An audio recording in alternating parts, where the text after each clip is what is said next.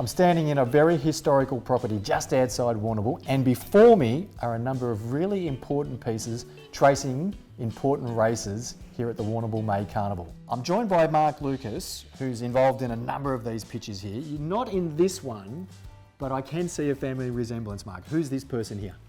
That's my mother, and that was taken in the early 60s, and she had just won the richest improver's handicap in Australia with a horse called Bass.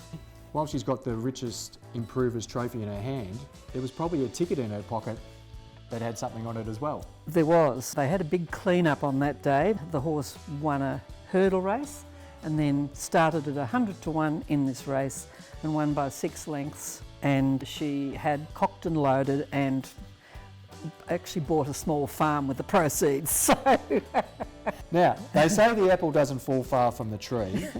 Who's this spunk here? It looks like it's Sandown in the white johnnies. It is.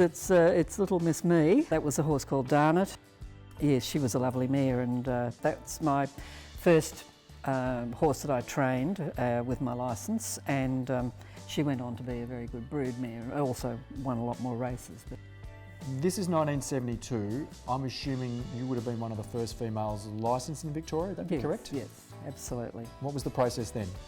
Well, you had to fill in a form, but there was a certain thing, you had to have a certain amount of money in your pocket almost at the time. It was quite... Surely your mum could have loaned you after the Yes, the win probably, here. but this was a few years later. Like, you needed to have some money, not too much and not too little. And what was that number going to be? You just had a guess. So this beautiful broodmare, you had a lot of success out of her in time. Yes, and also she was a very good broodmare and produced some very good city winners. So. Now we could say the same about this broodmare here. Yes. But this is you here riding on a beautiful 2-year-old. Yes. Tell me about this 2-year-old that you've just broken in. I have. I've just, actually, I think it was my first ride on Paddy, he was called at home at that stage. And I was sitting on him thinking, I just hope he doesn't drop his head and decide that he's a bit over me sitting on his back, because it was the first time I'd been on him. But he was just brilliant. He just took to it. He did stock work at home. Not that day, of course, but he was just a very nice horse. I was very lucky to have him. This beautiful boy here grew up to be named Devil's Marble. Now there's a great story here. We've got the winning picture, of course, in the progressive handicap. Warrnambool, second of the 5th 72, which tells me it's in the carnival. Tell me the story about Devil's Marble winning here. Well, Devil's Marble was a promising horse. He'd been working very well, and Terry Boswell, who rode a lot for me, was supposed to turn up on the Sunday before the races to give him his last tune-up on the track for Tuesday.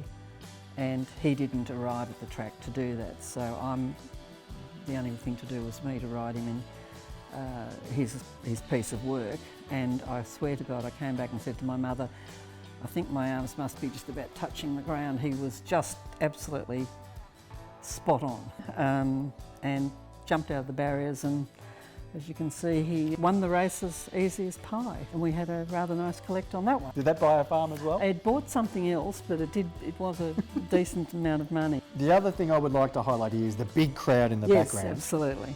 Now this girl has just trained a winner at 100 to 1. What was your sort of reception as you came down to the winner's stall? Well, I was probably very excited, obviously. But really, all this great Warrnambool moments for you. Absolutely, absolutely. And I think a lot of other people in the district who set their horses for Warrnambool would have the same, would have been successful at winning races there, and would feel the same way as I do about it. So passionate about the Warrnambool Race Club and May Carnival. And beating the bookies. Well, you do have a little bit of luck sometimes, don't you?